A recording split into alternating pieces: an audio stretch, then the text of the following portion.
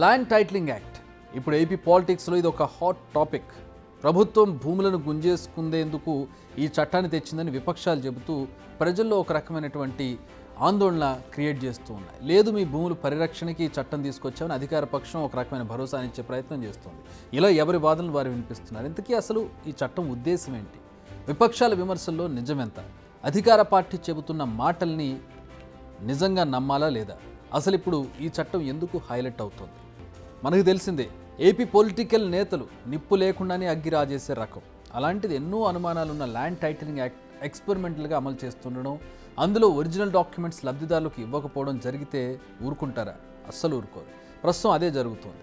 ప్రస్తుతం మండిపోతున్న భానుడి బగబగల కన్నా hot comments చేస్తున్నారు నేతలు.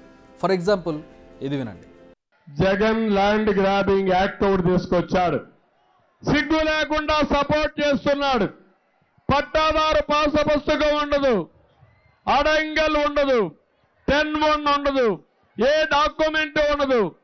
ఆన్లైన్లో రికార్డులు ఉంటాయి.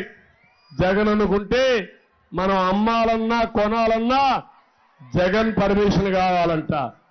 మన తండ్రి, మన కష్టార్జితం, మన తాత ఇచ్చిన ఆస్తికి జగన్ పెత్తనం ఎందుకు తమ్ముళ్ళు అడుగుతున్నా. అందుకే నేను మిమ్మల్ని అందరినీ కోరుతున్నాను, రేపు ఇలాంటి దుర్మార్గం ఉంటే మనకు భవిష్యత్తు లేదు, మన ఆస్తికి కూడా భద్రత లేదు. అందుకే హామీ ఇస్తున్నా, నేను ఒకసారి మొదటి సంతకం డిఎస్సి పైన పెడితే రెండో సంతకం జగన్ ల్యాండ్ గ్రాబింగ్ యాక్ట్ పైన పెడతామని మేమందరం హామీ ఇస్తున్నాం. మీ భూములు పోతాయి, మీ భూములపై హక్కులు కోల్పోతారు. భూములకు సంబంధించిన ఒరిజినల్ డాక్యుమెంట్స్ అన్నీ ప్రభుత్వం దగ్గరే ఉంటాయి, మీకు జిరాక్స్ ఇస్తారు. ఇది విపక్ష నేతలు చేస్తున్నటువంటి ఆరోపణ. మరి అధికార పక్షం ఊరుకుంటుందా? విన్నదానికి మరో 2 పదాలు కలిపి వినిపించడం అలవాటైంది. సో అదే స్థాయిలో వాళ్ళు కూడా కౌంటర్లు ఇస్తున్నారు. అది చూద్దాం. ఈ మధ్యకాలంలోనే ఇంకొక అబద్ధాన్ని కూడా ప్రచారం చేస్తూ ఉన్నారు. ల్యాండ్ టైటిలింగ్ యాక్ట్ మీద ప్రచారం చేస్తూ ఉన్నారు. మీ ఇంటికంతా ఫోన్లు కూడా చేస్తూ ఉన్నారు. మీ అందరికీ కూడా IVRS ద్వారా ఫోన్లు కూడా చేసి మీ భూములన్నీ జగన్ లాక్కుంటాడు అని చెప్పి ప్రచారం చేస్తూ ఉన్నాడు. నేను అడుగుతా ఉన్నా, ఇంత దిక్కుబాలిన రాజకీయాలు చేస్తూ ఉన్న ఈ చంద్రబాబు, నువ్వు అసలు మనిషివేనా అని అడుగుతా ఉన్నాడు మీ బిడ్డ. ఈ సందర్భంగా మీ జగన్, మీ బిడ్డ భూములు ఇచ్చేవాడే కానీ భూములు లాక్కునేవాడు కాదు మీ బిడ్డ. అసలు చంద్రబాబు నాయుడు అడుగుతా ఉన్నా, అయ్యా అసలు నీకు ల్యాండ్ టైటిలింగ్ యాక్ట్ అంటే ఏమిటో తెలుసా చంద్రబాబు అని అడుగుతా ఉన్నా. అసలు ల్యాండ్ టైటిలింగ్ యాక్ట్ అంటేనే దాని అర్థం ఏమిటి అని అంటే, భూముల మీద సంపూర్ణ హక్కులు రైతన్నలకు ఎల్లవేళలా ఉండేట్టుగా ఒక యాక్ట్ చేయడమే, దాన్నే ల్యాండ్ టైటిలింగ్ యాక్ట్ అంటారు చంద్రబాబు. ఫస్ట్ అది తెలుసుకో అని అడుగుతా ఉన్నా. ఇది అధికార విపక్షాల మధ్య డైలాగ్ వార్. ఇంతకీ ఈ యాక్ట్లో ఏముందనేది ఒకసారి తెలుసుకోవాలి మనం. అసలు దేని గురించి యాక్ట్ పెట్టారు, దాన్ని తెలుసుకునే ప్రయత్నం చేద్దాం. ఏపీలో చాలా భూమి ఉంది. అందులో వ్యవసాయ భూమి, వ్యవసాయేతర భూమితో పాటు ఇక చాలా రకాల భూములు ఉన్నాయి. ఈ భూములకు బ్రిటిష్ కాలం నుంచి మొదలు పెడితే ఇప్పటి వరకు రికార్డులు ఉన్నాయి.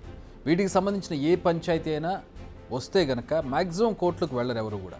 అక్కడ పెద్దల ముందు పంచాయతీ పెట్టుకొని ఇళ్లలోనో పెద్దల కుటుంబాల మధ్యలోనూ తేల్చుకుంటారు. ఎందుకంటే కోర్టుకు వెళితే ఏ రికార్డు దవితే ఎక్కడ తేలుతుందో ఒక భయం ఉంటుంది. అంటే ఇప్పటికీ చాలా వరకు భూములకు సరైన రికార్డులు లేవని మనకు అర్థమవుతుంది. అందుకే ఈ యాక్ట్ని తీసుకొచ్చామని చెబుతోంది కేంద్రం. ఈ చట్టం కింద భూమిపై యజమానులకు హక్కు కల్పించింది. భవిష్యత్తులో కూడా ఎలాంటి ఇబ్బందులు రాకుండా చూడడమే అని చెబుతోంది.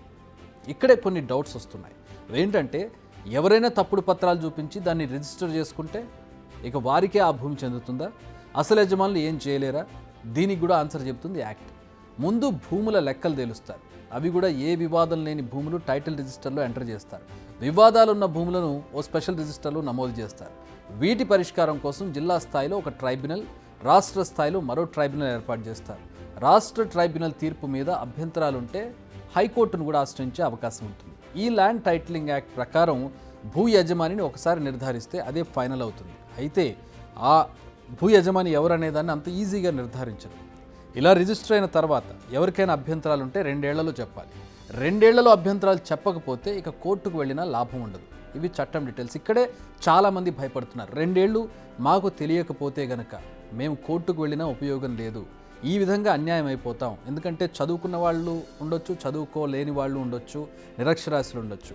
వాళ్ళకి తమ ఆస్తి ఎవరి పేరు మీద ఉందో లేదంటే ఎవరి పేరు మీదకి తర్జుమా అయిందో అనేది వాళ్ళకి తెలిసే అవకాశం లేకపోతే గనక, ఈ 2 ఏళ్లలో వాళ్ళు కంప్లైంట్ చేయలేకపోతే గనక ఆ 2 ఏళ్ల తర్వాత ఆ భూమి వాళ్ళకి చెందదు.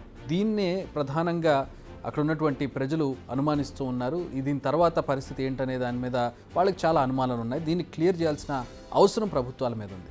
మరి వివాదం ఎందుకు అనుమానాలు వస్తున్నాయి? ఎందుకంటే ప్రస్తుతం ఏపీలో ఈ యాక్ట్ను ప్రయోగాత్మకంగా అమలు చేస్తున్నారు. అది కూడా సెలెక్ట్ చేసిన 16 రిజిస్ట్రార్ ఆఫీసుల్లో మాత్రమే. మొత్తం ఏపీ మొత్తం ఇది లేదు, కేవలం ఒక 16 రిజిస్ట్రార్ ఆఫీసుల్లో మాత్రమే పైలట్ ప్రాజెక్ట్ కింద దీన్ని అమలు చేస్తూ ఉన్నారు. సో ఒరిజినల్ కాకుండా జిరాక్సులు ఇస్తూ ఉన్నారు వాళ్ళకి. ఇక్కడ మొదలైంది పంచాయతీ. ఈ అంశమే ఎన్నికల అస్త్రంగా మారింది.